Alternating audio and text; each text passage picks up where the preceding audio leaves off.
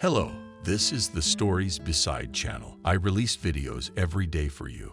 Subscribe and click the bell. Camille had been living with Michael for 10 years. Their daughter Jenna was 8. They lived peacefully. They worked out all their problems together, just like everyone else. Michael had a job to advance his career, but good income taking care of the family's welfare. Camille on the household, giving herself completely to the daughter of their warring mother-in-law Emily, whom she visited every week. The couple has a 2-room apartment in the city. The mother-in-law has a house nearby in the big village, and everything in the Macduff family was fine and dandy until the day they went on a day off, all together on a planned grocery shopping trip to their favorite. Located in their home neighborhood supermarket, satisfied and happy with a cart full of purchases, they moved to the parking lot, and then on their life's path appeared her classmate Michael Evelyn. She was undoubtedly an attractive woman, a tall, slender brunette with exquisite styling and professional makeup in an expensive office suit, ultra blue in color, and dainty stiletto shoes. She flew up with a loud shout, "Michael, oh my God, is it really you? How many years, how many winters? Before you, time doesn't take it all. Oh, good, like when I was young. I can't take my eyes off you." The brunette threw herself on his neck and began to hug and kiss him. She cast a scornful glance at Camille, who was standing next to him in a tracksuit and worn-out sneakers. She had a lifelong complex about her short stature and excessive thinness, and under the performing gaze of the gorgeous stranger, it seemed to the woman that she was even smaller in height and weight. Not paying attention to his wife, the man enclosed Evelyn in a gentle embrace, and as Camille seemed to him in anger breath Perla. Michael's gaze was full of admiration and passion. They radiated such happiness that his wife immediately realized that he was missing. She became longing and painful in her soul, and she looked sadly toward Jenna, who stared unblinkingly at her father and the strange woman in his arms. And finally, Michael came to his senses and turned to his wife and daughter. He solemnly introduced her to them. Evelyn, my classmate Camille, stood. She only nodded slightly. Jenna walked over to her mother and snuggled up to her. Michael and the brunette continued to gaze adoringly at each other. Holding hands, the woman asked him a question. "How are you? Is this your family?" Camille hoped that her husband would answer in the affirmative. When he finally let go of the stranger's hand, he would come up to them and give them both a patronizing hug. But he stayed where he was and timidly, like a delinquent.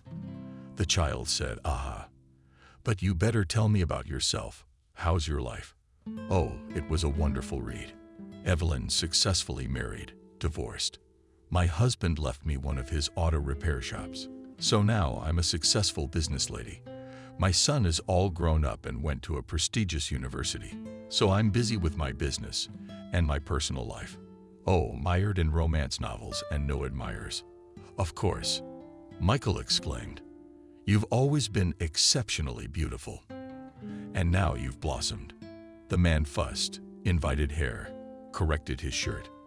"And I head the advertising department in a well-known foreign company making cocoa, the head office in Moscow. And here we have a branch. I'm in very good standing." But the call for a promotion to the capital bragged to Mommy Michael.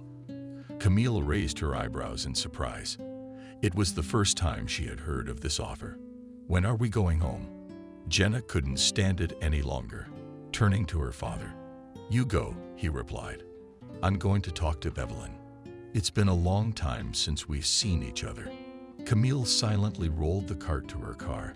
Jenna looked at what was happening with amazement. She did not recognize her father. He, ignoring them, was completely engrossed in his classmate. Camille was also disgusted to see his subservience and enthusiasm. She vividly imagined Michael falling to one knee in front of the brunette and her placing a strict collar around his muscular neck. Evelyn watched him with interest, as if he were a new victim for another fleeting affair. Camille didn't notice her at all. Only a couple of times he threw a glance at her, studying her like a microscopic flea. So in an instant, she and her daughter became nothing to her husband. Had those 10 years been full of tenderness and care? Camille wondered, By the look on her daughter's face, she realized that she was her daughter to the core. She jumped into the car and pressed the signal several times, sticking her head out the window. In a tone that didn't tolerate objections, the girl said, "Daddy, I'm not going without you. Mom and I are waiting." Michael woke up as if from an obsession and reacted to her words. He finally let go of Evelyn's hand. He whispered something in her ear and walked to the car. The woman waved at him, smiling and giving Macduff a long, languid look, a confused look. He, immersed in his thoughts, silently started the car and drove off. Usually he drove with music, but here he forgot about everything in the world. The high-rise buildings flew by. The city square, fountains. The man smiled dreamily, was quiet and thoughtful. Camille looked out the window. Her heart ached. Just today they had been so close, and now there was a chasm between them. Named Evelyn. Upon arriving home, Michael didn't even remember the shopping bags. Dad's traditional weekend dinner had been canceled, and instead of mashed potatoes and vegetables and salad, they snacked on cooked dumplings. Macduff's family foundations fell apart instead of the usual hearty evening with wine and warm conversation. It turned out to be two lonelinesses in front of the TV working as a background. Jenna retired to the nursery in bewilderment. The couple was left alone. Camille brought open wine and 2 glasses he placed on the coffee table. Michael filled his own glass and emptied it one by one. He looked at his wife like a wall. His eyes were full of life, experiences, feelings, but none of it touched her. Michael was somewhere very far away. Camille wanted to talk to him, but realized that the man would not hear her. For the first time in 8 years, Michael had not hugged Jenna before bed or spoken to her at all. He didn't call his mother, didn't wish the woman a good night's sleep. He finished 1 bottle. He went to get the second, and dried it and her, then stood up, silently laying out the couch. Camille separated the linens in oppressive silence, kicked down the pillows. Michael collapsed on the bed and turned his back to the wall. Usually after so much liquor he passed out quickly, but now he lay there sighing quietly. The image of Evelyn was lingering in his head and lodged in his heart. Camille couldn't shake the feeling of something humiliating and perverse. She went into the shower, standing under the hot lines of water. The woman remembered how her husband had looked at the gorgeous brunette with loving eyes. Something broke, and inside her disappeared a great and bright feeling for Michael. Unconditional trust, respect, and adoration for her spouse vanished, leaving an emptiness in her soul. The feeling of hopelessness haunted the woman at work and at home. Michael did not voice a desire for a divorce, but at home he was only listed. As time went on, he became increasingly estranged from his family. One day his mother, the perceptive Emily, upon seeing her son, awed, "Camille, you shouldn't say hello. You're sick." "No, I'm fine." "Who are you trying to fool? Bruises under your eyes. You've lost weight. You're not Emily. Tell me what went wrong with Michael." "Yeah, Emily, you're as sharp as ever. I can't keep anything from you. It's not for nothing that the village tells stories about you. They call you the Pinkerton in a skirt. And that's where all the heartache comes in. A woman has lately burst out, and the squabble is cleaner and sobbing." Camille told her mother-in-law how Michael had been charmed by Evelyn before her eyes, how he changed over the past 6 months, how he'd been absent 24 hours a day at work. Camille didn't ask her husband any questions. Everything was clear without words. She had seen them together in her car, and in the park near her house, and in their favorite supermarket. They walked by excited and happy, and didn't even notice her presence nearby. Emily called her son that same day and had a private conversation with him. "What kind of meetings can you have at work at night? Where are you coming back from with this Evelyn together in front of everyone? Your whole yard is already talking about your cheating. That's Evelyn, your high school sweetheart. Somehow, I don't remember her." Michael got caught first, and then, knowing there was no way to get away with it. And my mother always wants to get to the bottom of things, so she opened up. You don't remember because she came 3 months before graduation. Her father was transferred from out of town. They were new here. She was friends with me, told me a lot about herself. I knew everything about her. Evelyn was born into a military family. All her childhood was spent in affluence and care from adults. The girl was a late child, and her parents strived to fulfill any of her wishes on the service of her father sent to different ends of Russia. So she saw. Many lands lived in the Far East, Kamchatka in the Trans-Urals. She studied at school. She well, although special talents did not shine. Sciences took labor and perseverance, which allowed her to finish school on excellent. When her family moved in with us, it was not easy for her to find a common language with the teachers of the class. And here I am, all at her service, in any case offered mediation. I remember how the morning after the gala evening all of us former 10th graders went to the mountains.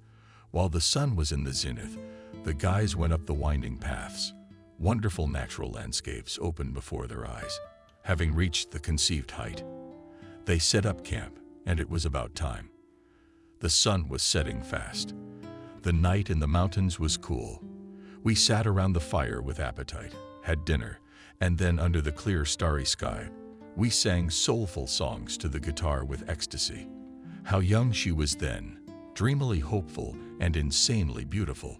In the short time that Evelyn was in our class, she became everyone's favorite. The boys vied for her attention, and me. I was always there for her, loyal, but not the sweetheart of my heart. Since her teenage years, Evelyn had repeatedly heard compliments on her looks, which were indeed outstanding.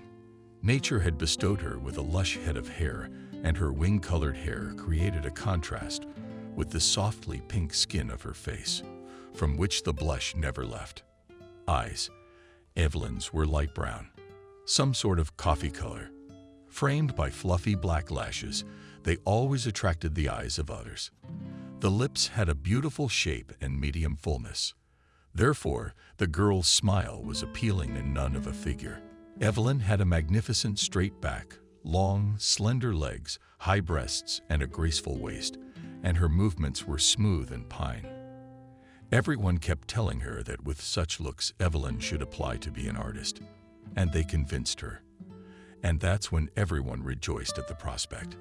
I was inordinately sad that I would remain in my city without this beauty. I looked at her happy and cheerful, sitting by the fire, and I wanted to cry. But a week later she got on a fast train and went to conquer the capital. But in Moscow all her hopes were dashed to dust. Such beauties, there were a lot of upholstery thresholds of theater schools. She realized that in addition to external data for this profession needs a special talent. So no matter how frustrating it was for her, Evelyn admitted to herself that she didn't have it and didn't have it. And then she texted me and I called her a lot. And then my love got married and forgot about me, and I became her eternal slave from the first moment I saw her. I idolized her. As soon as I saw Evelyn outside our classroom, I was lost forever. You know, she was so beautiful. And now she's just so gorgeous. I recoil when I see her, but when she was young, she didn't even consider me as her boyfriend. I was just a friend with a handkerchief to comfort her with a strong shoulder, and she chose her suitors to match. I was so sick to my stomach, especially from her indifference. And then suddenly she threw herself into my arms. I was dumbfounded by such attention from her. Now I can't live a day without her. I can't stop thinking about seeing her, to hear her low, enveloping voice. My feet carry me to her. I can't resist the feeling. I'm sorry, Mom, but I'm so glad to have her in my life. That's it, Mom. She's my destiny. A bitter grin froze on Emily's face. How do you explain it to your mom? Is it a hobby to do? You're ready to give up on Jenna too. That's the thing, I'm not. But it's not a hobby, you see. I've carried that feeling through the years. I don't want to think about it until time shows. I feel sorry for you, son, for you. I understand your feelings, but reason and experience don't tell me you'll regret leaving your family. Evelyn is playing you for boredom. All this will pass like a misty haze. She'll leave you without regret. and you'll be left with your feelings for her. You're an easy trophy for her, and she'll get bored and bored. Think of your daughter. What's she like? Think of yourself growing up fatherless. Is that a good thing? Don't say that, Mom. You don't know anything. She says those words to me. She's so tender. She makes me feel good. If you don't have feelings, why don't you love yourself? To live with someone you don't love. And when he grows up, he'll understand and forgive her. Think 100 times, son. You won't find someone like Camille, Mom. Enough with the admonishment. I'll decide who I want to live with. Michael lowered his head, abruptly turned away from his mother, and walked out of her house, slamming the door. Emily sighed heavily. Scant tears rolled from her eyes. It was easy to condemn her son. After all, it wasn't the right thing to do, but she had her own forbidden love in her life, which she never told anyone about. Only the memory of her heart carefully guarded this personal secret. Emily from childhood was very inquisitive, often with their direct, and sometimes even very unpleasant questions embarrassed kindergarten teachers, and then teachers. At school, her parents were often reprimanded too early. Your daughter is sticking her nose into her own business. They couldn't. They lacked pedagogical talent. The true motivation behind this behavior. And at the heart of Jubilee's curiosity was a special interest, a study of the actions of others. Why and why? These are the main questions that bothered the inquisitive mind, girls. So, watching her classmates, she caught an inveterate thief, Benjamin, squeezing him between two huge flower pots with mustaches. The girl demanded her purse back. Rick, the sandwich container. Or did I expose you in front of everyone? Figures, Benjamin replied and punched her. Emily fell to the floor, but it wasn't the pain. It was anger that made her angry, but resentment for the pickpocket's twist. Even so, she once again shamed the kid and advised him to return the stranger's goods. The girl waited patiently for him to do so. Benjamin for almost a week portrayed independence, ignoring her blue eyes that constantly followed him. And on Friday at big recess, when the children were eating lunch in the cafeteria, he put down what he had taken in their master's satchel. True, he didn't return the sandwich. He destroyed it immediately. For a while, Benjamin stopped stealing, and Emily lost her vigilance. But when in the 3rd grade he stole a classmate's New Year's gift, Emily said in front of the whole class and the teacher that she knew whose hands it was. Her claim was met with skepticism by many, including Ethan's teacher. But in vain. She quickly unmasked the impure classmate. And since 5th grade, Emily has been nicknamed Pinkerton in a skirt. All criminal situations, all missing persons, all disappearances could be solved by this fragile girl. When asked how she did it, she answered pure logic. She studied perfectly well, and teachers prophesied that she would study law and become an investigator. But Emily preferred economics and became the head of a branch of a well-known bank in the city. Investigations she left herself as a hobby, but even before entering the institute, she together with William managed to unravel several cases of stolen vehicles, theft of yard utensils. That's when they started working together. Emily was sort of a freelance consultant. William was known as an impulsive left-handed guy. Sometimes it prevented him from analyzing the situation well. Emily thoughtfully and leisurely studied all the case materials and figured out the culprit or found a solution in one way only she knew. Villagers ran to the girl if they needed help. For example, once in a straight commodity was brought warm things, sweaters, fall and winter coats, jackets, and in the morning found only empty shoulders. And the saleswoman Nancy appealed not to the district police, but to Emily. Emily helped. In the meantime, back and forth. And if the case is filed, they'll drag me through the courts. And it won't do any good. And I'll have to pay for them out of my own pocket. Write a report to the police. Let William investigate. And I'll take over. And indeed, the girl did cooperate with the official investigation. For 2 weeks, she was a regular at local cafes in the store and in the evenings at discos. Looked at everything and listened to everything. She watched her own, and the newcomers listened to what the grandmothers on the benches were talking about. Once at a disco, she noticed two lanky young men. The girl learned that the guys had worked to build a barn and a single-family garage. They behaved brazenly. The girls were dragged into their dance circle by force, and the guys who tried to protect them offered to compete in the yard. But that the village is cramped, we go out into the street and 4 kilometers with one-on-one. One day, Nikolai, Alakin, and Jack went out to shoot with strangers. Her classmates who were engaged in the boxing section. Emily was not afraid and approached them. Cole, Maffei, do not cripple these inconsiderate guys. She turned to Gradsky guys. And you, take care of yourselves. Wake up from here. You messed with the wrong guys. They're the kind of athletes you can't pick a bone with. Thanks to the girls' efforts, a big fight was avoided, and both sides separated. And the construction workers never came to the dance again, and Emily went to the city to the market on her day off.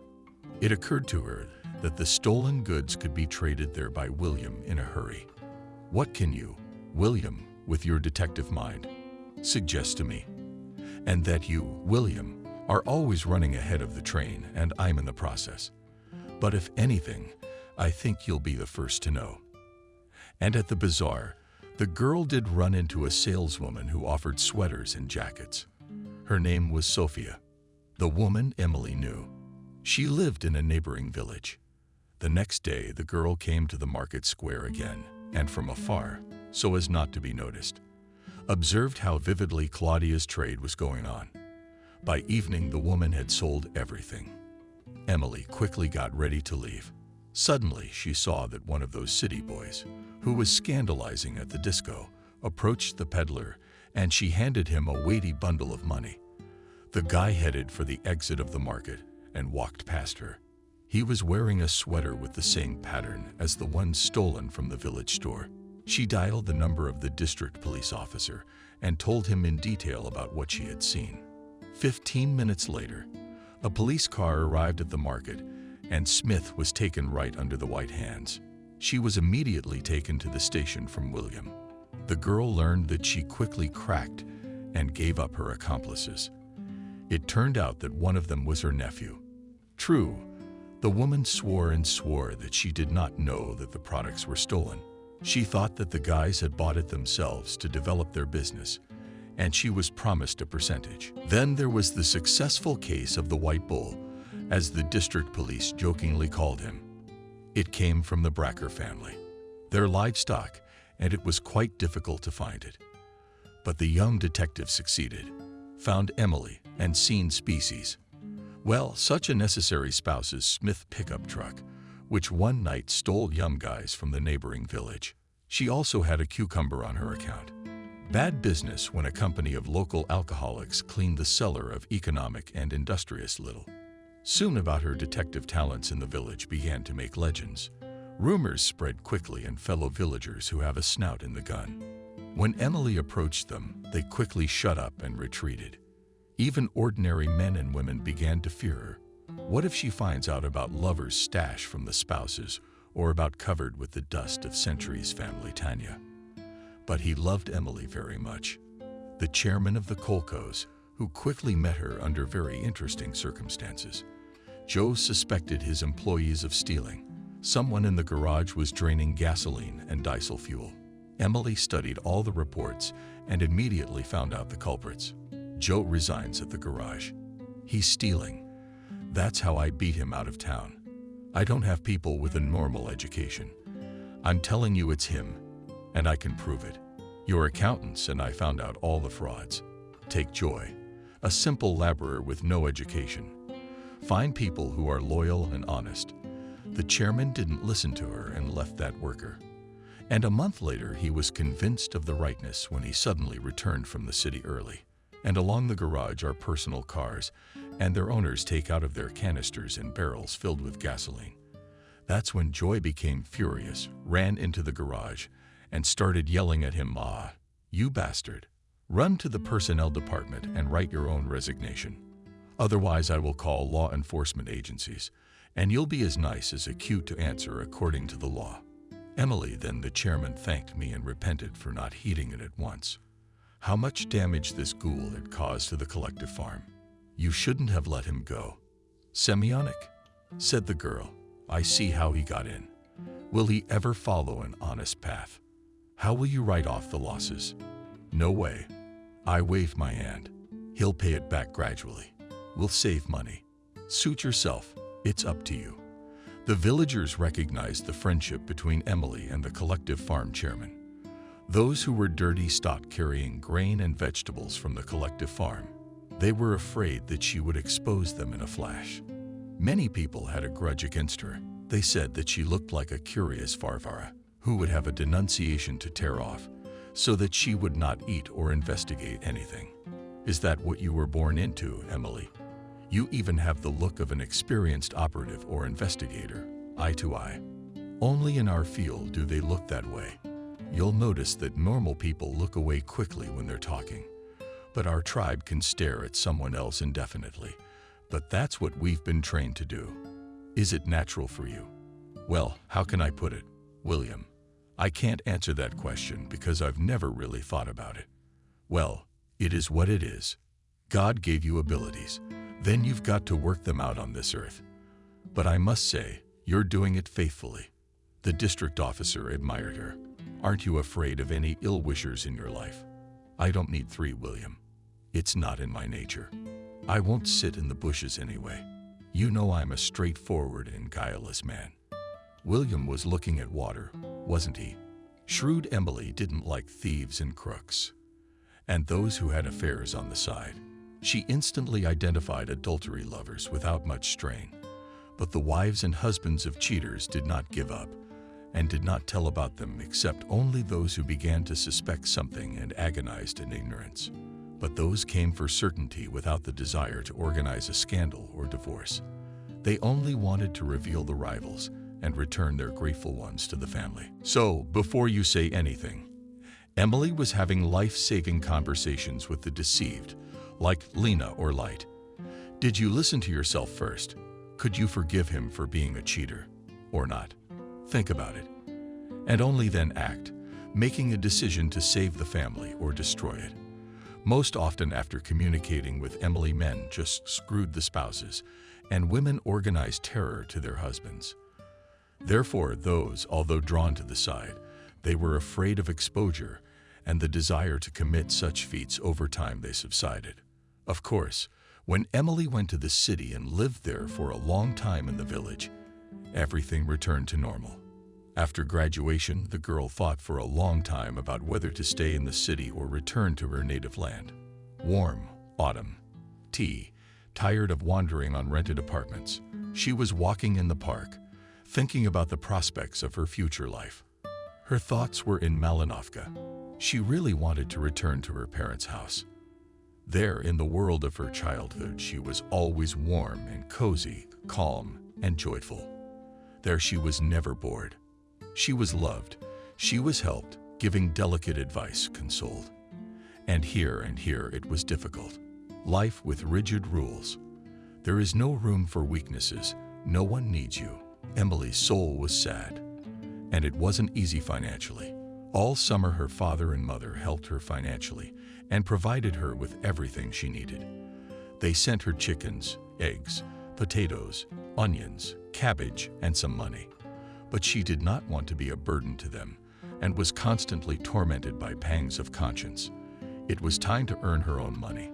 Emily thought about her future and stopped near an open bandstand. There was a brass band concert going on. She sat down on a bench, admiring the foliage of the trees, which autumn had barely had time to wish away. Sad and restless was on the girl's soul. What awaited her ahead? How to find herself in the city? With whom to consult? Would she like her job? It was completely lost in the frantic urban rhythm, where people used to easily brush off other people's troubles. Never. That's the eternal excuse for human indifference.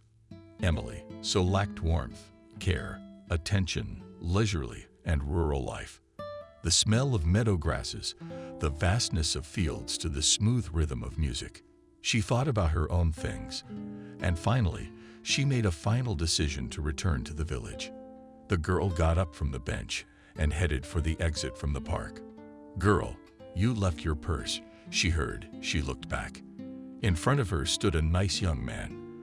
A smile shone on his good-natured face. "I'm looking forward to spending the evening in the company of a good man."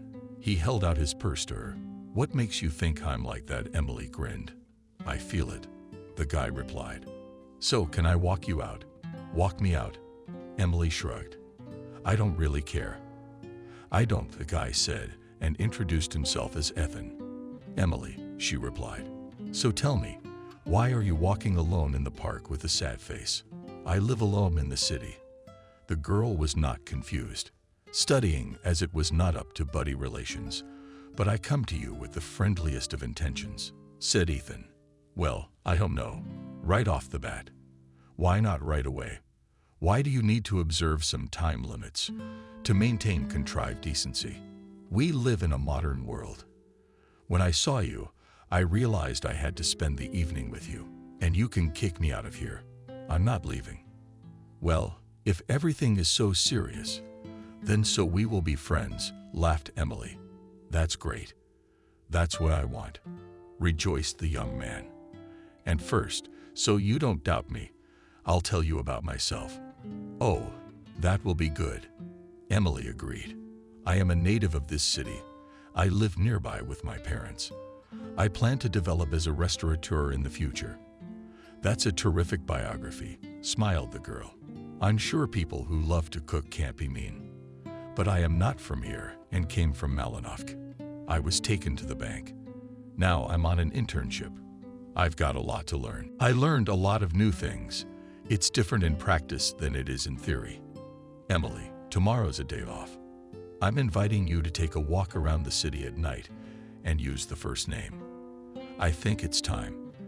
The girl was very surprised, but agreed. It was impossible to refuse Ethan's offer. He smiled charmingly and held out his hand to her. She found herself hard and hot with that touch. The guy had drawn her even more to him. They walked around the city until dawn, enjoying the warm, starry evening, telling each other about themselves. Soon their conversation became frank and went from memories to inner heart itches. Emily told Ethan about her beautiful childhood, her adolescence, and the crimes she had solved. Would the name stay in the city or retreat to his small homeland? During her narration, his eyebrows went upwards in surprise, then frowned. His gaze became interested when the girl returned to matters from her past, and he shared the happy pages of his life. There were many of them, and Emily was imbued with pictures of his past and present. She listened to the complexities of the Macduff family, how hard Ethan's father created his business, how together with his mother they supported him, how they united and moved together to the cherished goal. Now Michael Igorovich Macduff had the largest fast food chain in the city, and he was becoming a deputy and mastered this new for him social role with great enthusiasm. Ethan's mother, Anna Viktorovna, devoted her life to her family. For many years, she was an impeccable organizer of everyday life and a permanent assistant to his father. Dutch, despite the turbulent social life, managed to bring up her father well. Emily understood that in front of her a wonderful man who values human relationships, strives for family happiness, able to care for loved ones, and sympathize with the people around him. He is ready to reach material heights, but he will not sacrifice his ideals, destroy the peace of mind, go over people's heads. Next to Ethan, she felt protected and desirable. Having parted at dawn, the young people agreed on a new date. They began to see each other constantly, and the intimacy between them grew stronger. Everything came together. Preferences in literature, interest in detectives and movies, passion for theater, passion for tourism, views on life, attitude to animals, and gastronomic predilections, arising tender feelings on the basis of a common outlook, were strengthened by physical passion. But Ethan did not rush the girl. He waited for her consent. Sure enough, one day it happened. Ethan rented a beautiful hotel room and ordered dinner there. The atmosphere was disposing and romantic. Emily completely trusted the young man, giving him the role of a leading man in a close relationship. Having learned the joy of carnal love, the girl opened herself towards this sensual mystery of human existence. She was loved and happy. Every day she blossomed more and more. And of course, now she was staying in the city. Love had given her wings, thanks to which new things in her work came easily to her. There was more and more in common between them. It seemed to the girl that God had sent her a loved one in response to her innermost thoughts. She was all alone in this city, lost and unsettled, and now it was as if they were two halves merged into one. The lovers couldn't agree with each other, discussing comedies and adventure novels. A love of pie and potatoes. Ethan was an attentive and grateful man, and the girl listened to his advice. The groom impressed her with his intelligence, culture, communication, enthusiastic attitude to life. Soon, his parents bought him a 2-room apartment, where he often invited to dinner. Emily's favorite once said at the table, "Ethan, I really want to be with you all my life. Marry me." "Oh, suddenly things are moving so fast for you." Emily was amazed. She hugged her lover, clung tightly to him, and replied, "Of course, to be with you always. It is a great happiness." "I agree." Ethan was looking for an opportunity to introduce Emily to his parents. He had made careful preparations for the occasion. The Dutch were kind and hospitable people. Despite their high position in society, they didn't suffer from pride and communicated in a simple manner. So they liked the smart and cheerful Emily right away. They treated her like a daughter. They were tactful and considerate. Soon both Emily's mother and father came to town to meet the groom. Then there was a big matchmaking meeting in full force.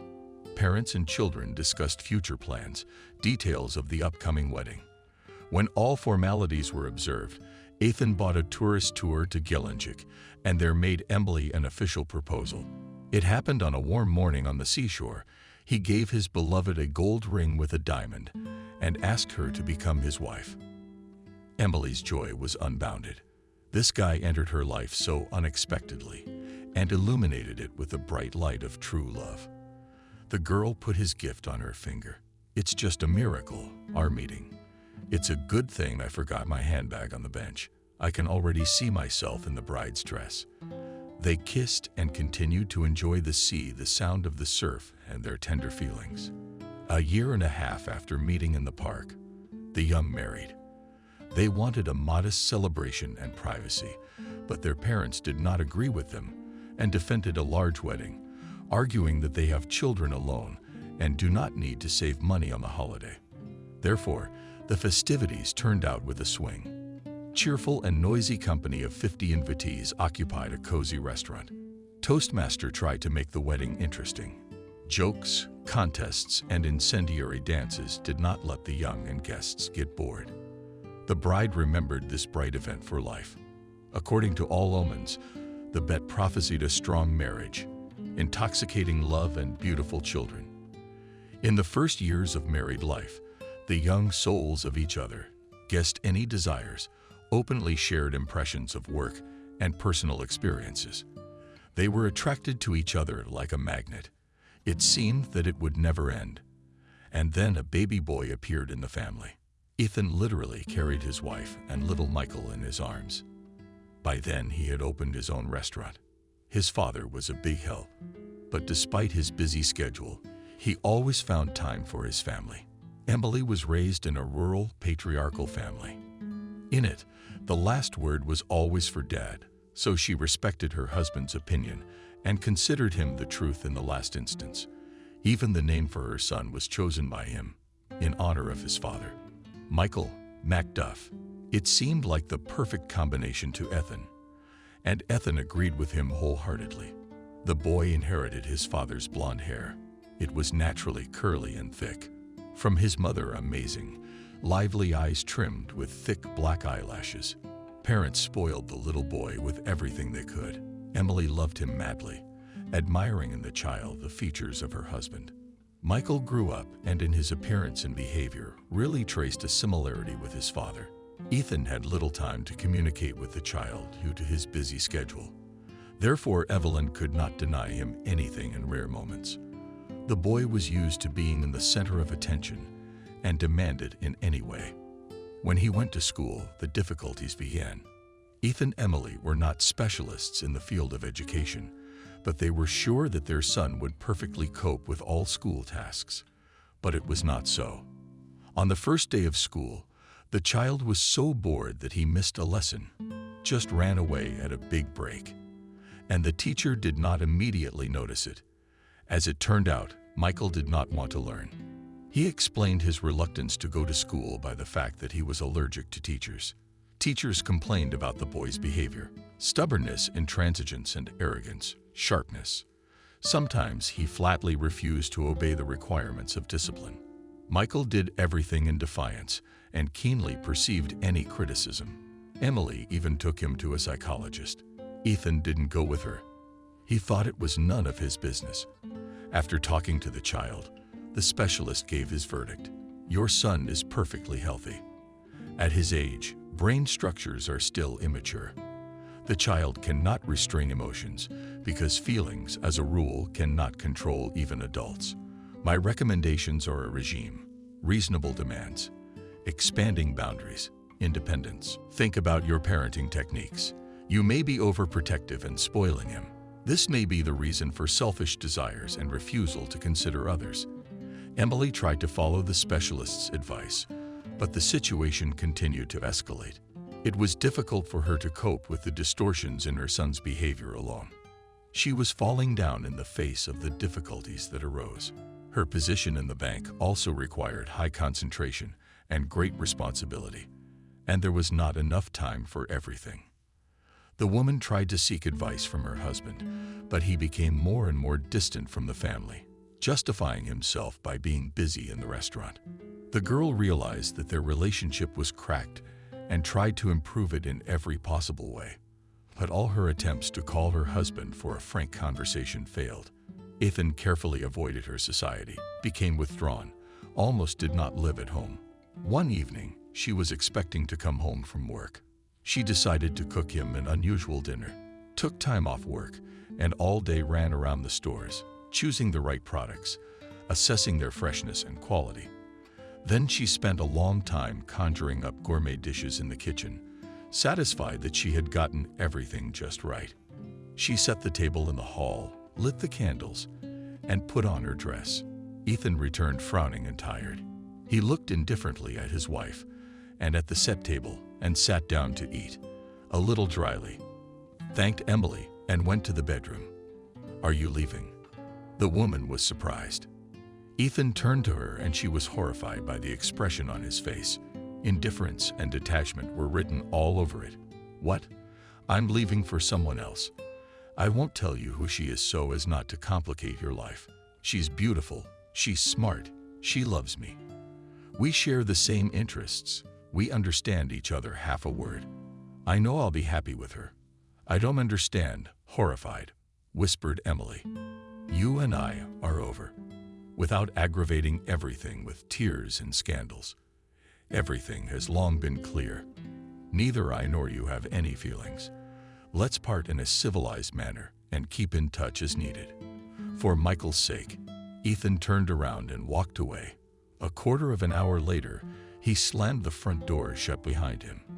Emily remained seated at the festive table, more and more sinking into the ringing silence of the night. She sat like that until dawn. Before her eyes flashed the image of a young husband in love, his words of love, warm embrace, and a hot kiss. Scraps of talk about the unity of their souls. How did this happen? Had he forgotten what had happened between us?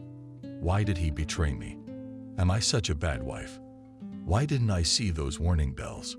Why did I overlook my unhappiness? And yet he could so easily see someone else's. Ethan, you so easily erased the past, present, and future like an eraser. As she thought, her eyes fell on the phone display. There was a call from her husband. The woman grabbed the receiver and asked hopefully, "Did you change your mind? Will you come back?" "I knew it. It's unthinkable. I just got carried away. We can't be apart." "No, I haven't changed my mind. Don't give me those bar gigs. Everything passes, everything ends. Why would I want to live with someone I don't love? I'm a successful man, and I can afford to make my own rules." "Well, we love you. We can't live without you." You don't know how bad we feel. You're cutting us to pieces. Family is sacred. But who put that in your head? Forget me and live your life. There'll be someone else who'll make you happy. I don't need a man. I haven't always needed one. Only you, tiredly answered Emily. I don't know what to tell you, sighed the man. Maybe it will comfort you somewhat, but I'll leave you the apartment. It's what my parents wanted. They're very upset, of course, but I'll file for divorce myself. Goodbye. Emily clutched the phone frantically in her hand. It was ringing. The woman collapsed exhausted, right on the floor. She moaned long and hard. Then she curled up and lay still for hours. Emily Macduff felt nothing, neither tired, nor cold, nor hungry. She found her strength and made it to the bedroom. She lay down on the bed, closed her eyes, and lost touch with reality. During the night, she woke up with a renewed rush of nostalgia, as if in a kaleidoscope of flashing memories. It seemed to her that it was impossible to forget. Betrayal all the more impossible. Her heart pounded frantically. Her temples clenched and a lump rose in her throat in a silent scream her soul was dying. So her husband disappeared from their lives, dissolved in space and time. He faithfully paid alimony for his son, but by and large was no longer interested in Michael's life, although occasionally called the child and took him to visit. Through her acquaintances, Emily learned that he was living with a restaurant administrator. Handsome, young, adventurous. Michael was 8. When the divorce happened, he saw his father's act as a betrayal. But he felt his mother was to blame too. But what shocked him most was the collapse of their financial well-being. Emily, though and well-earned, but could not satisfy the increasing demands of her son. From what he threw tantrums and capricious on any occasion.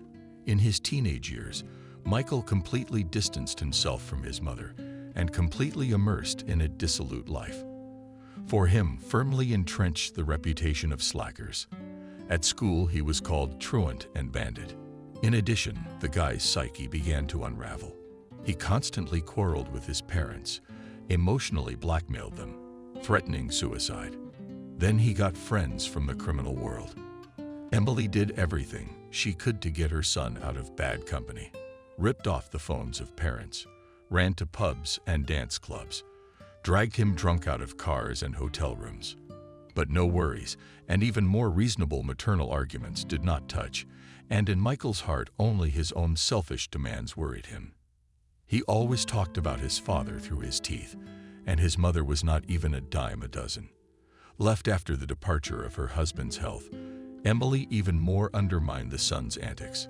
She became so mentally exhausted that chronic illnesses made themselves known. All at once, the woman, as if immediately panic shrunk from a beautiful and full of vitality beauty, turned into a prematurely established lady.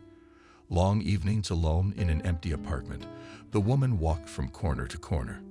She sometimes looked out the window, nourishing a faint hope that her son would wake up and get wise. Emily began to suffer from insomnia, so she often spent nights thinking about why she had suffered such a fate, what she had done wrong when she missed her son, what and where she was wrong, and why she could not stop him.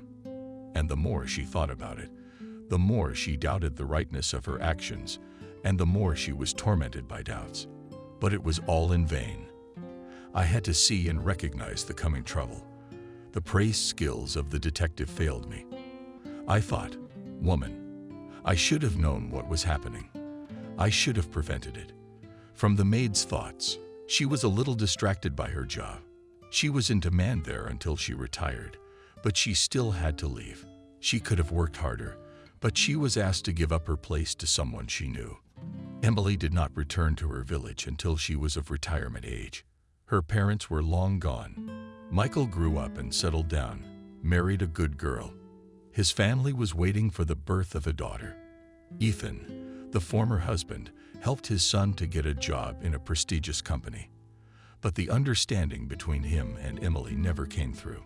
Michael didn't seem to be hiding anything from her. He kept her in the loop, but he was cool. He didn't visit much.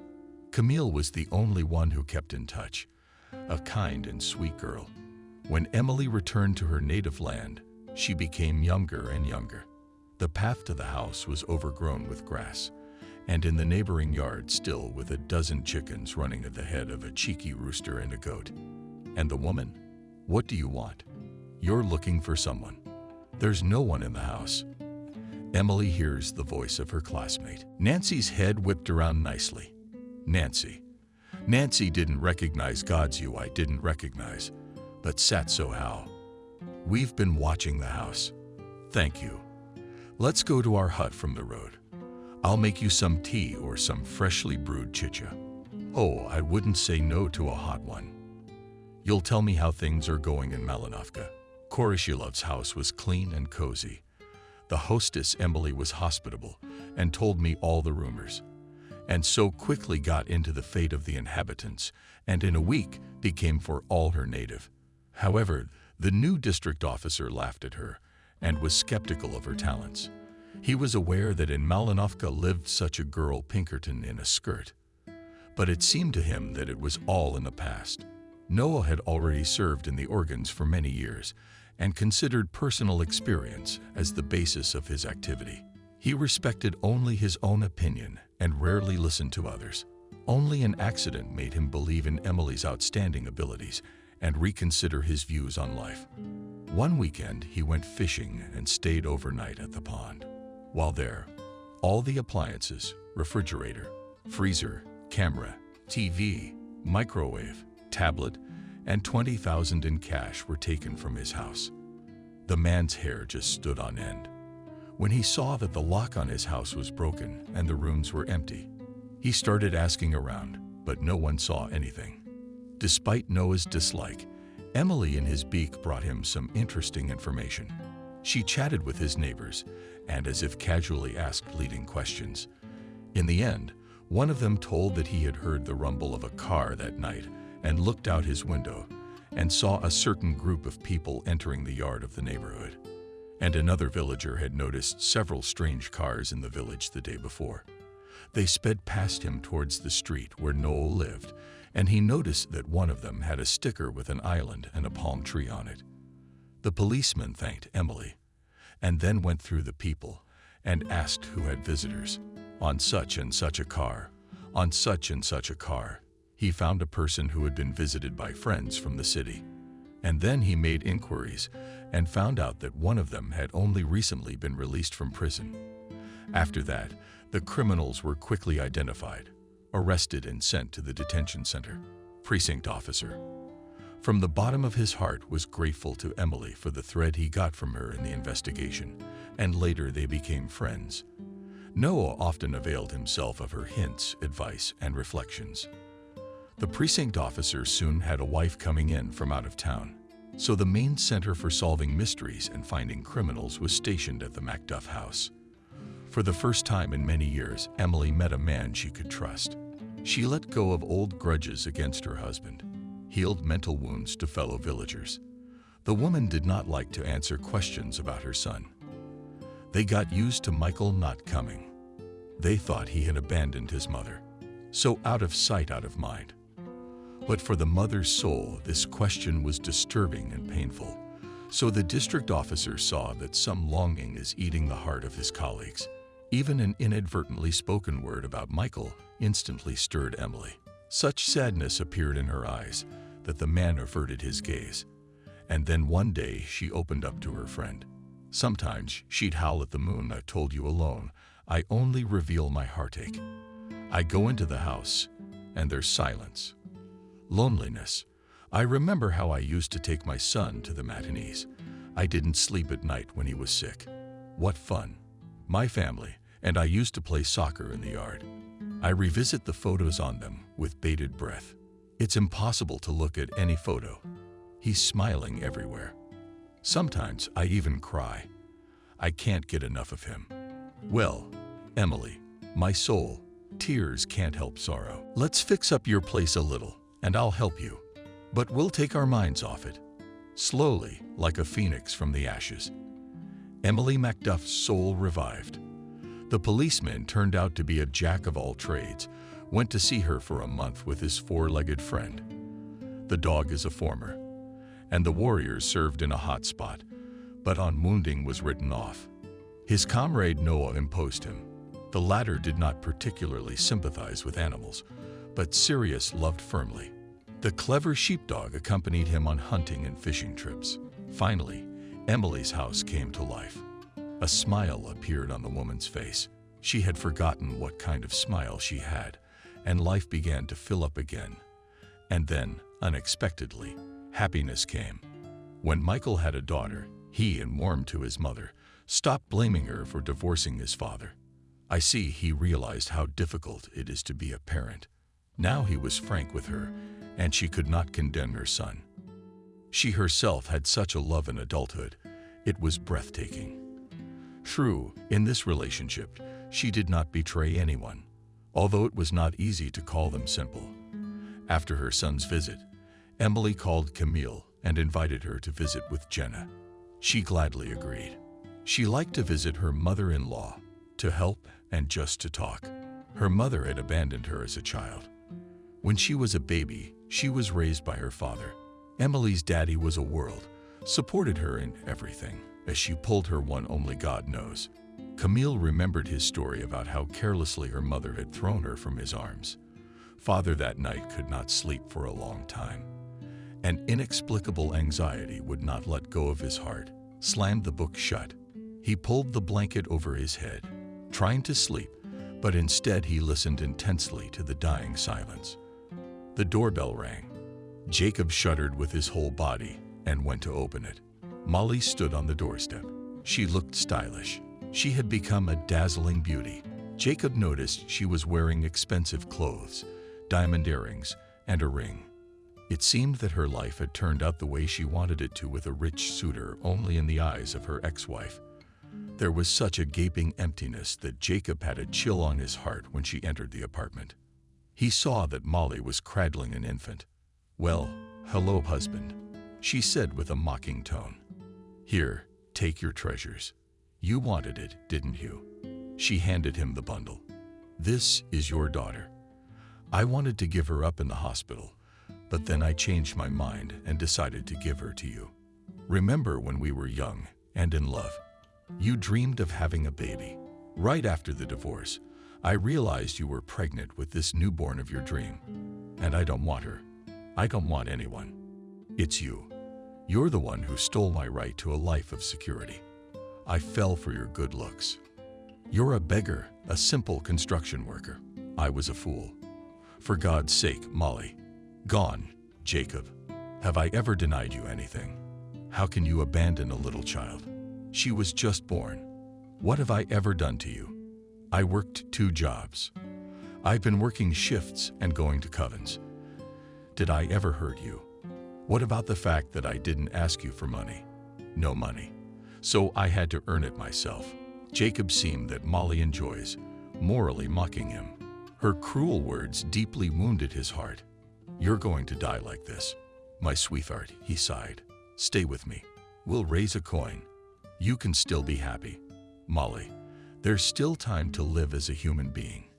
"No, I can't anymore. Like everyone else. I'm already dead," replied the young woman. "I can't seem to see my happiness.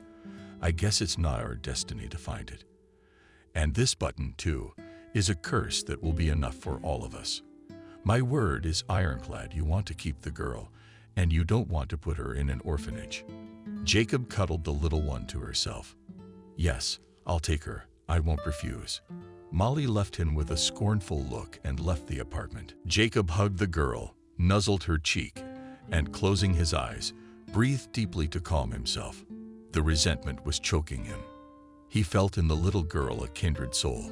2 lonelinesses have found each other. The man thought, "What am I going to do with you? What kind of educator am I? Where do I start?" He looked at the girl. The baby sang peacefully in her sleep. The father's heart squeezed with pity, love, and emotion. Jacob carried the girl to the bedroom, laid her on the bed, and opened the warm eggs. The newborn did not move. Her son was sweet and not vicious. He lay down beside her and forgot himself in a disturbing dream. Heavy thoughts ran through the man's mind one by one about how he could raise his daughter. The salary was small, and he is now unlikely to see. and she would certainly not help them. But God gave Jacob both strength and means to bring up his daughter. He could not help but admire her with his joy. She grew up serious and thoughtful, although withdrawn herself, did not show attention to anyone or peers in the sandbox, did not communicate, but shared toys at the first request, will move away from the noisy kids, standing, watching peers, or as birds soaring in the sky from the side. She seemed a small, quiet, dreamy loner, afraid of the environment and communication. But that impression was deceptive. But everyone had long ago made sure that Camille was not afraid of her cats, wolves, monsters, and ghosts, nor boys of any age. Once Kolka Amosov decided to take away one boy's bicycle by force without his consent. Despite the fact that James was older than the children gathered on the playground, Camille confidently walked up to him, touched his arm, and in a tone that did not tolerate objections, said, "Get away from the man and his bike. Otherwise I'll cut you." That from surprise let go of his handbike and asked, "You what a long time has not received a pendle under the asswant. If I dare to touch any of us, I'll beat you up." Camille picked up a big stick from the ground. Amosov looked at the girl's formidable look and retreated. "Fuck you."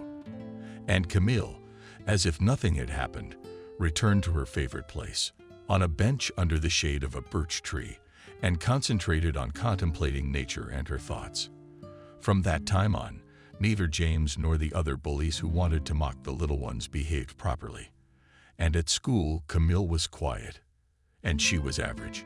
She simply, by virtue of her peculiar dreamy, verse imbelescence, flew far away from what was happening in the classroom. Time flew by, and she grew into a grown-up girl. She was simple at heart and not fastidious in everyday life. She stood out among her peers, outwardly blonde and dark-skinned, tall and slender, with her head held high and impeccable posture. She was not at all like her mother. The girl had evidently inherited her father's character. She was very reserved, filled with a sense of inner dignity, pedantic and brave.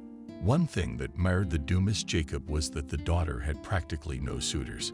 Such a girl that it seems that she beckoned her boyfriend. He and will run like socks presented. No to look back for a look back. And no serious relationships. The standards of upbringing that her father gave her were different from modern ones. The girl seemed to her peers a bit of an oddball cotton candy. Her good-naturedness, openness, naivety were taken for weakness. The boys in the class grew up impertinent and selfish. They didn't know how to be friends, gathering in interest groups to show off their ambitions. Camille was too delicate a flower. All those husks flew off her. She had no desire to stand out, humiliating others, and over the head of her neighbor to step over or bite into a person with her teeth to achieve her own.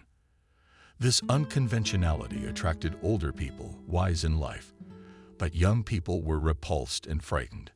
Her image, as if descended from the movie screens, beckoned its appeal, but also required an understanding of the work of the heart and mind.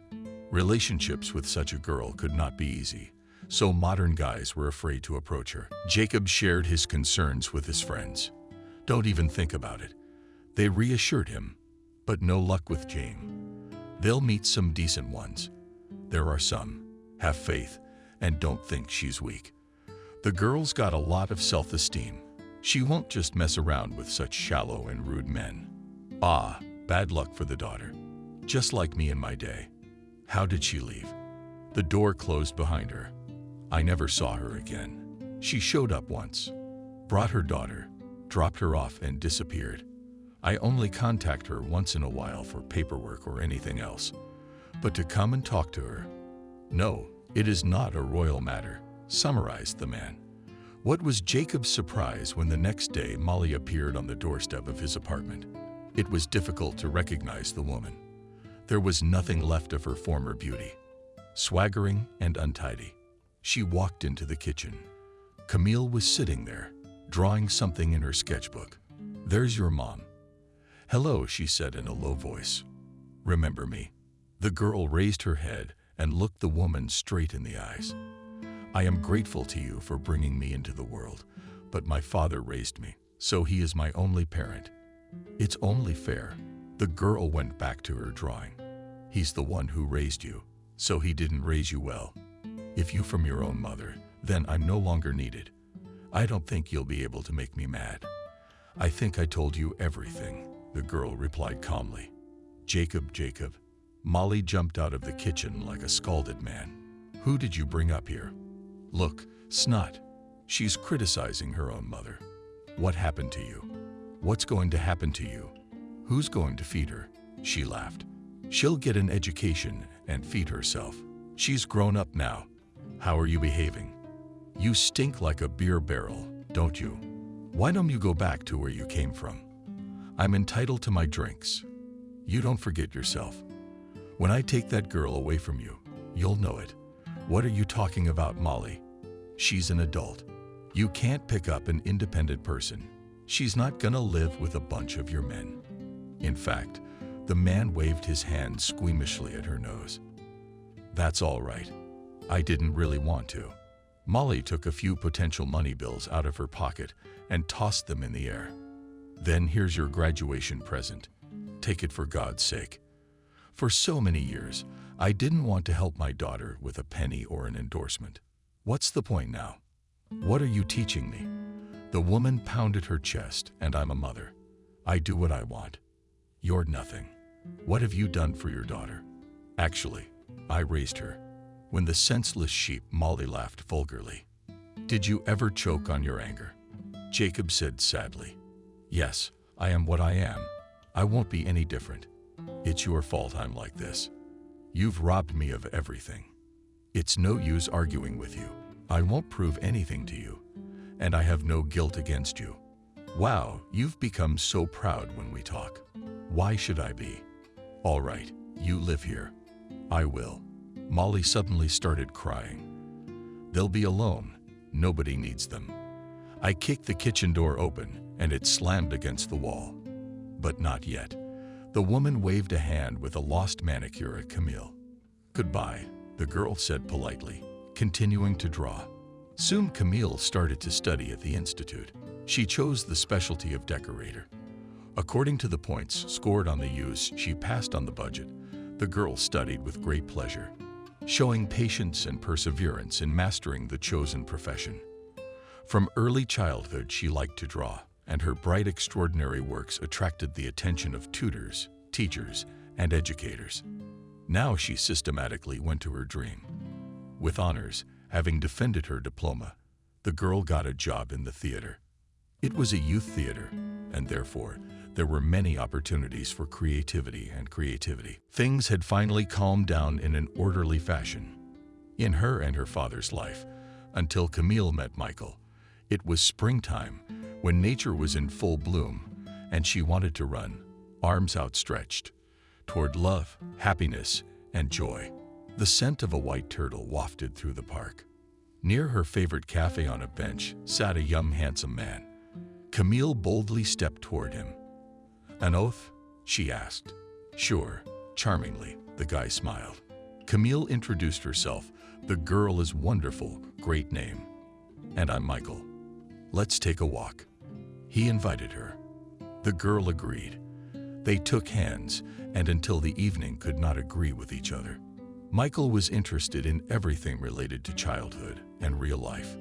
He literally reveled in every word of her stories, and she admired his subtle sense of humor, charm, and tact. His appearance of tall stature with a political figure, dark hair, and Seneca movements of his were characterized by smoothness and not hurried, and speech was ardent and inspired.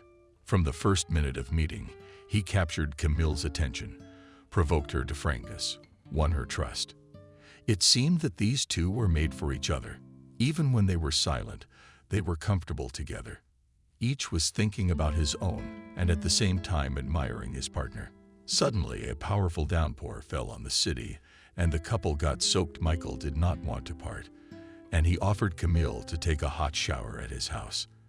They held hands and ran down the street, bravely stepping into large puddles. In the apartment ripened from under the slender hot water, the girl dived into a spacious man's robe and came out of the bathroom, continuing to warm up. The guy brought champagne glasses from the kitchen. Camille emptied hers with pleasure. She rarely drank alcohol, but in the company of a handsome young man, she relaxed completely. She drank the second glass, slowly savoring the taste and aroma of the drink. The hop hit her head, and Michael charmed her more and more at the moment when he hugged and kissed her. The girl completely melted. His touch stupefied Camille, and she gave herself to her lover with all passion. "I love you," whispered Michael, caressing the girl. "I'm so happy that we met, but unfortunately we have to part. I have to go away for a few days." Michael exclaimed, "Girl, but you'll be back soon." "Yes. I'd like you to wait for me." "Oh, yes." Camille pressed herself against him. He squeezed her tightly in his arms. "Will you wait for me?" "Yes. You promise?" "I swear." At dawn, Camille woke up in the arms of her lover. She was happy. Despite her boyfriend's frequent business trips, they were always in touch. They got married. For the celebration, Camille chose a white dress in the floor decorated with a feather, arranged her hair in a high hairstyle, and decorated it with a live rose. She applied light makeup and Abdullah boat shoes and high-heeled boat shoes. The groom was paid in a classic black suit. When the wedding delegation arrived, the employees of the wedding palace were frankly surprised at such a small company, although they had been warned in advance that there would be few guests. Emily and Jacob, mother of the groom and father of the bride.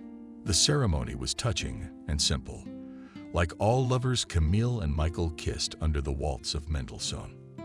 After the official part, the company went to the city park for a walk. Only then was a modest home-cooked dinner planned. And all was well with them. Okay, problems were solved together. Until Evelyn invaded their lives. Camille opened her eyes abruptly. The woman was pulled out of the world of memories by the sudden braking of the train. They arrived in Malinovka on the village. It was evening. The summer heat was dropping off. The wind played large trees and spread the smell of fresh, dull grass on the street. My mother-in-law's house was open, but she wasn't in the house. Neighbors said they had seen her walking toward the new cemetery. Camille left it in the yard and followed Emily up the road. She remembered that the day was a Memorial Day. Her mother-in-law was standing by the grave, on which lay a bouquet of fresh chrysanthemums. Camille approached her from the monument, watching the face of a handsome gray-haired man who had lived for 60 years. She had never met one like this around her mother-in-law. "Sit down next to her." Leshka moved over. "I'm ashamed to ask, but what about Michael?" "He's gone with Evelyn to the sea." "That's Emily," she sighed. "I have a conversation with you, girl. I need to pour out my soul. It's okay now."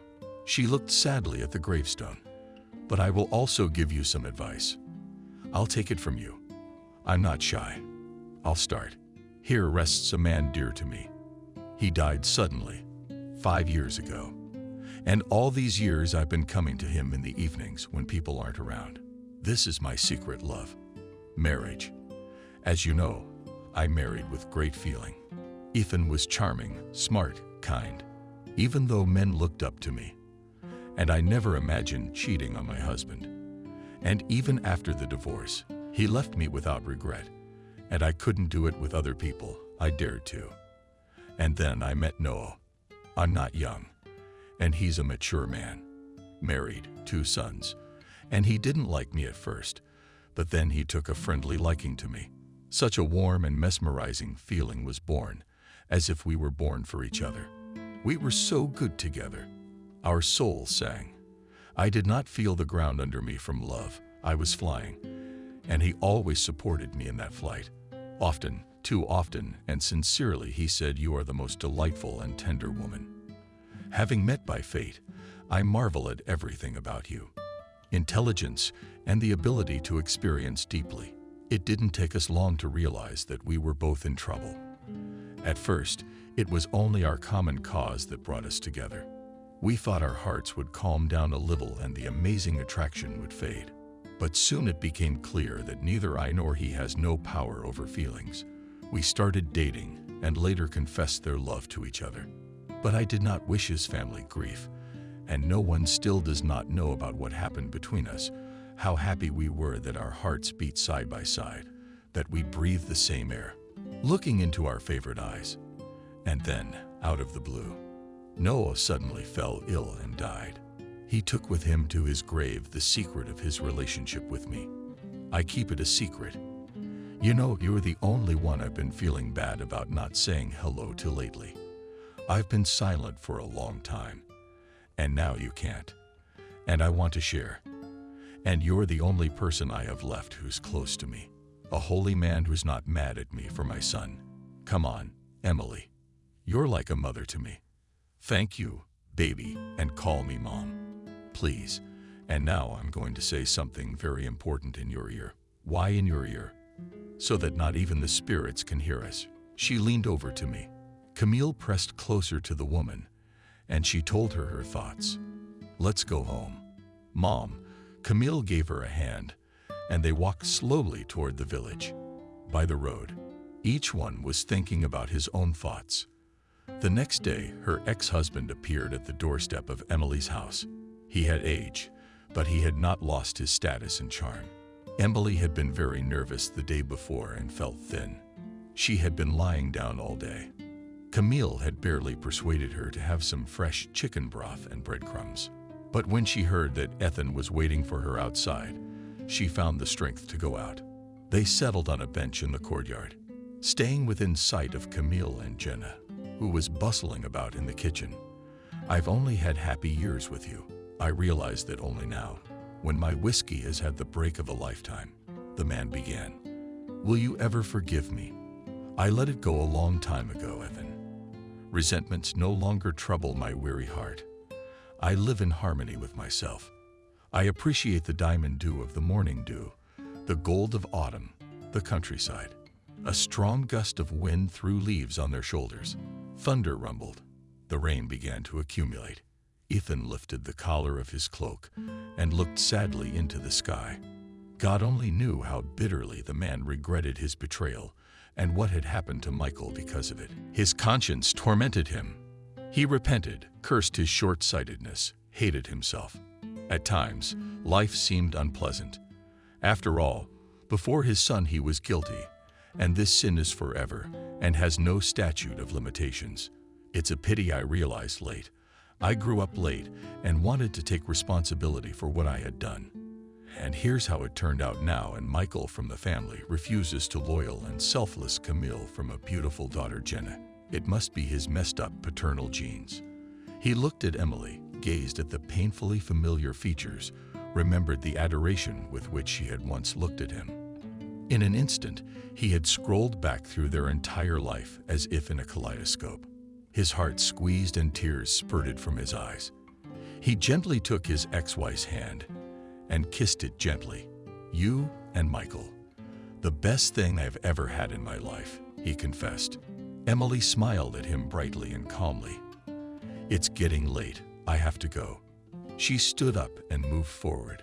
Turning away from Ethan, the woman went back into her world. The elder Macduff had left Malinovka the younger with a sprawling vacation on the sea. Michael seemed overwhelmed by love. Near Evelyn, birch sea, dolphins, palm trees. The weather was very good. From time to time, a light and pleasant breeze from the hotel window saw the sea waves gently foaming on the shore. All this hinted at Michael an unusual feeling, previously unknown. Now he believed in his happy future with all the fibers of his soul. He hoped that all his wish would come true, and Evelyn would become his lawful wife. He openly admired this beauty. The woman stood on the balcony in a light balloon, and the wind contemplated her beautiful face and marvelous figure. Michael left the room for a moment and returned with a beautiful bouquet, and his delivery cell phone had just arrived. The man held it out to Evelyn. "This I hope you like," he said. "Thank you so much. It's so nice. I love white roses." "How did you guess?" "Well, I'm not gonna lie. I went with my gut.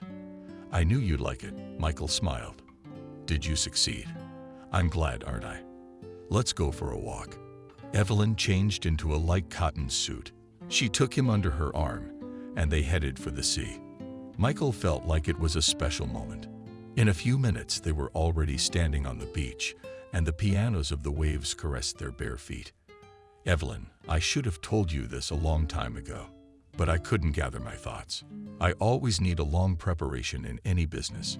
It's weird, isn't it? Yeah, a little. Now, this may sound cliched or contrived, but I'm saying this from the bottom of my heart, and from the bottom of my heart, you're the love of my life. I've been attracted to you since the first day I met you. You don't know how happy I am to hear you say that. I like you a lot too, and I guess I can tell. Evelyn slyly eyes. God, today is a great day in my life. To hear words of love from someone who is immensely dear. My feelings at this moment are indescribable. Michael put his arm around her waist, and they slowly began to move through the sand, leaving their footprints. He stopped, standing very close to Evelyn. Their lips touched in a tender kiss. A thought ran through Michael's mind. This is what I've been waiting for. This must be the happiness that so many people talk about, and so few people have really felt it. Evelyn pulled away from him slightly. But if you're counting on me marrying you, it's unlikely. Do you understand? Even though I like you very much, I don't want to belong to anyone else. And that's why I have to set the record straight. Even if you and I are together on a permanent basis, I'll have other affairs from time to time. I need to be reaffirmed in my attractiveness. And in general, I want freshness, feelings, and relationships.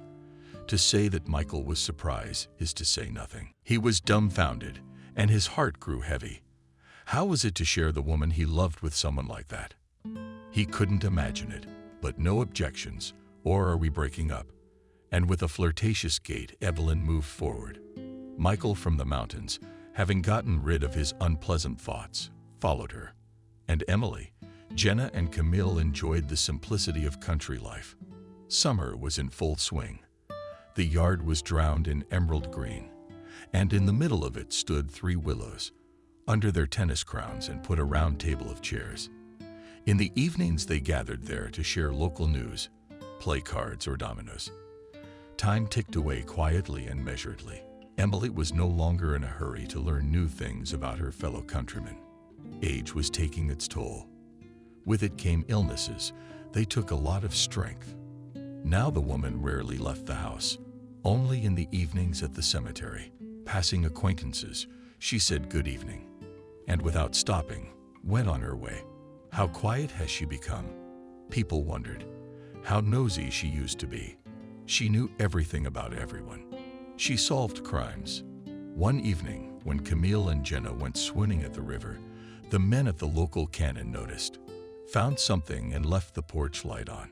As usual, they went into the yard and called out to the woman. No one responded.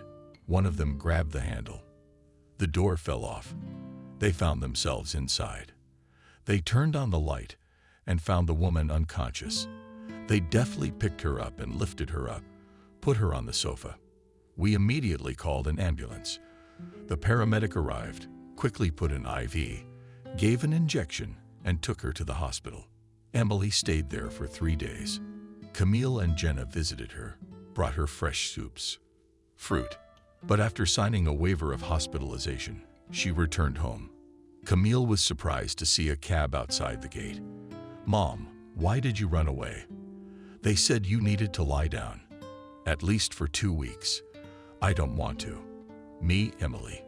Everything in the hospital is foreign to me. It's so depressing. I'm going to be treated here in my own home. No offense, girls, but that's my will." On her return, the woman went out every day to sit under the willows. She read aloud short stories and novels. Poems told interesting situations from the lives of famous people, rulers, composers, generals, writers. A little about myself, about my family, about my parents, about funny incidents from my childhood. "Joy, my favorite girls." With excitement, she said, "How good it is with you warmly, cozily, calmly." Camille noticed that in a few days Emily lost weight, more often lay down and was silent, and looking at her quite dejected. She tried to take good care of her mother-in-law. Pillows softer to fluff. Soup tastier, boil more. tell her stories more cheerfully. "Forgive me, Camille, will you take care of the flowers when I'm gone?" She told her, "Why are you scaring everyone? Maybe we should go back to the hospital. I don't have any pain in my daughter, except for my soul. I'm longing for my beloved." And something from the beginning. She sighed heavily. Suddenly her eyes came alive. She lifted her head from the pillow and looked sternly at Camille. "And take my advice. Consider it my will." You realize what she was in front of, and she rolled onto Jenna, who was sitting next to her. "I promise you'll do it. I promise you." The young woman lowered her eyes. "Though it is not my style, I will do as you believe." One afternoon, Emily rose from her bed with the first rays of the sun.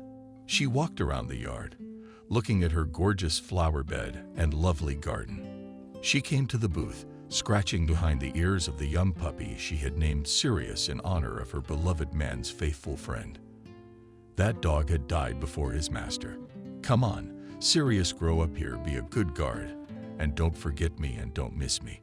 Obey the club, and I will." The sheepdog clung to her leg and sang pitifully, and Emily, losing his nose, headed for the door of the house. Her favorite girls were still asleep that early morning. She sat down on the bed with a few precise movements, kicked out a pillow and lay down, closing her eyes. And a few moments later, she left this world. There was an envelope on the nightstand next to her. In it, she asked to be buried next to Noah's grave and made arrangements for her estate. She wrote, "My dears, I feel the end approaching. I know Noah is waiting for me. They're beyond the line of existence, where no sickness or sorrow will be feared anymore. God gave me an amazing happiness later in life, but so enchanting. I have been loved myself. I have known true filial love. I am respected by an amazing young woman. Comfort and light in the face of the ring. I have had a complicated relationship with my dear son. There were both downs and ups, but he chose his own destiny. I guess it's time for him to take responsibility for it. And I want to help my favorite girls. That's why I got an apartment in the city and a house in the countryside. I'm leaving all my savings to Camille Macduff. I bequeath to my son to cultivate the best human qualities of love, generosity, soul, mutual understanding, unselfishness, and find true happiness, to understand the values of loyalty and devotion." Finding the breathless bodies of their mothers-in-law, Camille and Jenna cried long and unsuccessfully. After calming down a little, the young woman sent her husband a message. In it, she avoided him about the death of Emily, and also attached a screen with her farewell letter. Michael did not look at the phone screen for a long time, and could not realize that his mother's heart was no longer beating. He never had time to say the right words to her about his love, to ask for forgiveness, and to be attentive. Her last will took the man in a stupor. Would he now need to rent a place to live with Evelyn, or ask his father for help again? Either way, back in town, he needed to clear the living space of his own belongings, and yes, file for divorce. Evelyn didn't go with him to the funeral, saying she wasn't going to interrupt a pleasant vacation. She arrived afterward and settled into Michael's apartment. Camille did not hurry to evict them, but once visited her rival when her husband was not at home. She was so surprised to see her that she lost her temper, knowing that Camille was the true owner of the apartment. "Hello," Macduff said hello, and turned to Evelyn with a smile. "We need to talk. Let's go for a walk. Get some fresh air." She furrowed her brow and pretended that she had nothing to talk to Camille about. "Who are you?" "Unleashed," she said, "for me to walk down the street with you. I'm still Michael's wife. I think you remember our meeting outside the store over 6 months ago." "Oh well. What happened?" Reluctantly, the woman slicked her sweater over her shoulders, and they walked down to the courtyard together. Evening. Dark clouds were gathering over the city. "Look, it's going to rain, and you still have to get to the village. Why did you come all this way? You can't change anything. Michael loves me. As he loves me, so he loves me," Camille said. "I've got some dirt on you." She took a small folder out of her purse. It contained compromising photographs. The woman showed them to her rival. These are illustrations of your licentious life and secret profession. You'll recognize them. Recognize. The woman was dumbfounded. Where did you get them? I can't answer that question. I don't know. My mother-in-law gave them to me. She spent her whole life unraveling crime and could smell deception a mile away. How did Emily get these photos? I don't know, but I do know that I'm gonna show them to Michael and maybe post them on social media. But if we don't work out a deal, of course, grinned Camille. So what do you want? Evelyn asked her. Don't you have any idea? Get out of Michael's life. Did you have bad luck with his mother? She picked up on the falseness right away. Realized you were looking for easy, short-lived affairs. You decided to have fun with Michael too. Knowing that he has been in love with you since high school, it's not fair to use a man's feelings for your whim and thus deprive your daughter of a father. Is it good for your son to grow up without a father? For your son, I think, loves his father as much as our Jenna loves my husband. You won't get yourself in those by freeing him from your yoke. Camille stepped firmly toward Evelyn, but she bounced away from her like a fire about to burn her to the ground. You calm down. You're right about everything. I'm leaving him now. Just don't show these pictures to anyone. You can admire them as much as you like. She was right. Your mother-in-law. Only I never hid my attitude. And Michael told me that I would date other men too. He was willing to do anything, even humiliate me, to be with me. So it's not me. It's his heart. But I'm not ready to have a bad name spread all over the country about me. So you win. I'm out. Good. You made the right decision. The sooner you leave, the better for everyone. So one fine evening, Evelyn disappeared from Macduff's life as suddenly as she had entered it. Camille showed her husband the compromising photos, and he was quickly cured of his all-consuming passion. Camille returned to him for the sake of his daughter, and Michael behaved with them as if nothing had happened. However, the young woman realized that quiet family happiness was a thing of the past. She protected her love, kicked out deceit with her mind, forgave her husband, but with her heart she did not. Unable to overcome herself, the woman sold all of Emily's inheritance and together with Jenna left town. Michael was not unhappy, repenting for leaving his family behind. Macduff Sr. provided him with a beautiful apartment in the center of the city and even gave him a small restaurant. And Emily was starting a new life and an old one. She regretfully remembered only the amazing kind eyes to her named mother Emily. Jenna took Camille's decision with understanding. She had seen her condition lately and herself felt badly about her father's act. However, she maintained relations with him, often called him, and learned about all his affairs. They bought a small with modern renovation house on the shore of the Azov Sea, often went out to admire the power and laser flights of waves. Emily loved to go to the shore in the morning to meet the dawn. She was excited by the appearance of the sun from the horizon. She watched it illuminate the shore and then the waves near her feet. The woman was held together by the invisible energy of nature. During the purchased season, she plunged into the water and swam toward the dawn, admiring the luminary and the way it was rising upwards. And already she generously gave her warmth to the sea and the earth. She was more fond of sunsets, dark red, lilac, pink, and orange. She would go into the warm water and admire the sun going behind the horizon. One day Emily, emerging from the sea element, felt her heart squeeze. She wanted to take a deep breath, but for some reason she could not. As she froze in place, she felt the frantic rhythm become normal, and she finally took a breath. But the situation strained her, so the woman went to the hospital for examination. At first, the doctors found no visible pathologies, and she thought that the condition was due to emotional excitement. But the pains began to bother her more and more often. Sometimes she had to leave work. It was especially hard at night, because she worked as a hotel receptionist. His woman did not talk about the pain in her heart, so as not to bother her, hoping that everything would pass. It didn't. She again went to the hospital, and a more complete examination showed the presence of coronary heart disease. Now it was necessary to get serious treatment. The disease progressed, and so she could no longer go to work or move around. One day, Camille came to see the sunrise again, but she did not dare to go into the water. The doctors warned her that she needed to reduce her workload, so she just stood on the shore, feeling the pleasant coolness of the water envelop her feet.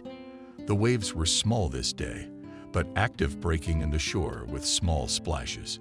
She felt so pleasant and fresh from these drops of the vast sea that she laughed contentedly.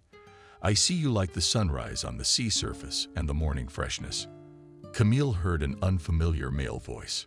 She looked back. Nearby was a man about 30 years old. All wet from the water, the rising sun played in the water droplets on his body.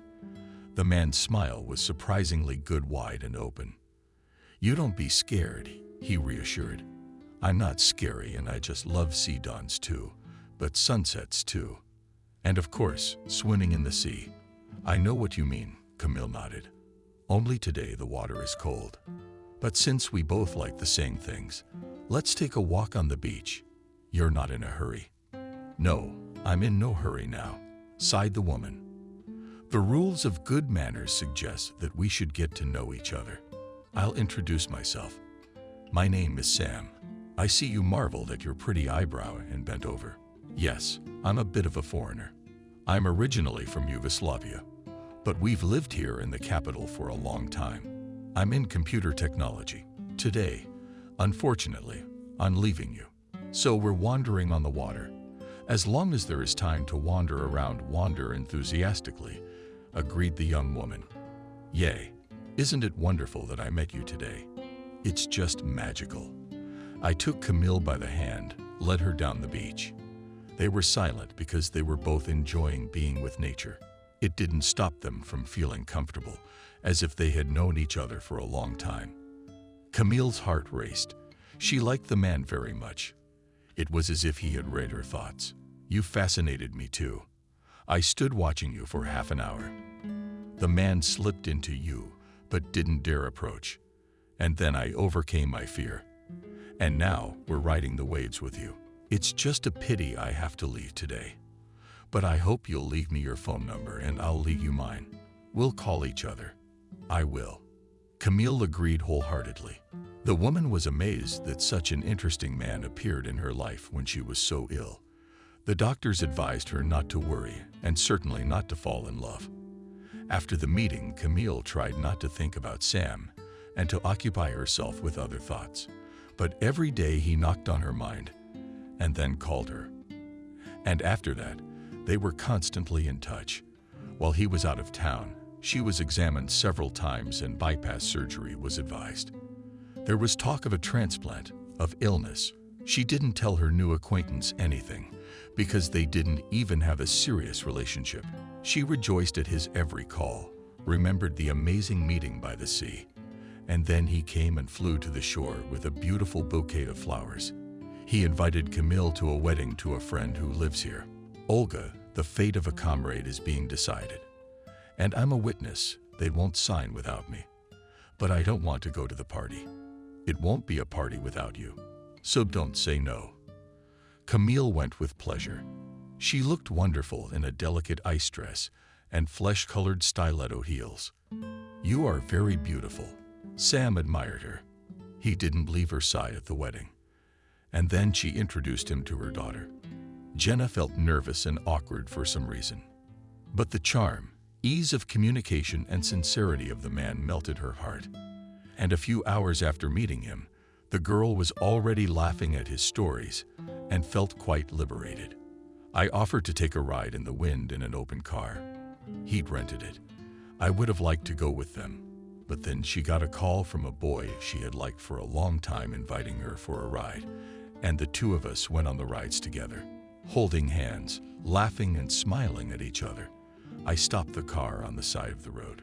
Before them opened a vast sea, surrounded by majestic century-old trees. On the mountainside, the man drew Camille to him and kissed her tenderly, barely touching her, stroked her hair and smiled. At that moment. He was dazzlingly good-looking, tall, slender-haired, confident. They got into the car again and rushed forward. It seemed that great happiness and a happy life together were ahead of them. Camille did not know that this trip would separate them forever. The last thing she remembered was a sharp turn and a truck coming at them. And then darkness, a long darkness, and a thin beam of light checking through it. Jenna's voice. "Mommy, Mommy, you finally opened your eyes." The concerned face of an aged father. "Daughter, did you have surgery?" "Don't worry. The doctor said it was a success." A few days later, Camille had the feeling of being split in two, as if there was another person living inside her. When the doctor came in for his rounds and she told him how she felt, it was as if I had been partially replaced. There were some thoughts that didn't seem to be mine, but somehow some of them were familiar. They are. But it's not you that's been replaced. It's your bad motor. You were fabulously lucky. The donor heart was a perfect match. Donor heart. It brought me new feelings and new thoughts. Yes, most people who live with a heart develop the habits, the abilities of a donor. What's your most acute sensation? That someone else's heart and my soul are one, as if with my own heart. I've had it many times, but there is more love, more tenderness in it. I don't know how to explain it. Scientists suggest that it's cellular memory, thoughts, memories, feelings are transmitted. But you only think that this man, whose heart beats in your chest now, gave you a chance for a full life, and take care of him. And who is this man? Sam. Camille clenched her eyes shut with emotion, and tears spurted from her eyes. He gave her his love and saved her life.